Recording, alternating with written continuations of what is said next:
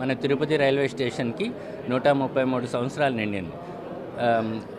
నరేంద్ర మోడీ గారు prime minister of India railway employees కానీ children's కానీ ఆ స్టేషన్ హిస్టారికల్ ఇంపార్టెన్స్ని ప్రతి ఒక్కరికి తెలియజేయడానికి ఒక ప్రోగ్రామ్ లాగా కండక్ట్ చేస్తున్నాం త్రూఅవుట్ ఇండియన్ రైల్వేస్. సో ఈ మధ్యన కాళాశ్రీ స్టేషన్ చేస్తాం మనము, ఇప్పుడు అదేవిధంగా తిరుపతి చేసుకుంటున్నాం, ధర్మవరం చేస్తాం మన ఏరియాలో గుంటకల్ డివిజన్లో. ఆ విధంగా తిరుపతి ఇంపార్టెన్స్ మనకి ఇక్కడ వెంకటేశ్వర స్వామి ఉన్నారు.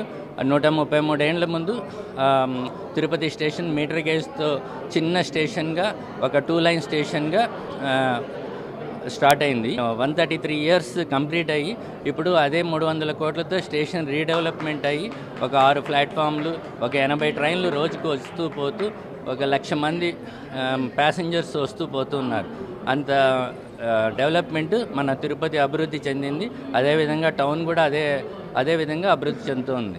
ఈరోజు ఆ 133 ఏళ్ళు కంప్లీట్ చేసిన దానివల్ల మనము బర్త్డే లాగా తిరుపతి మహోత్సవం అనేసి ప్రోగ్రాం కండక్ట్ చేస్తున్నాం.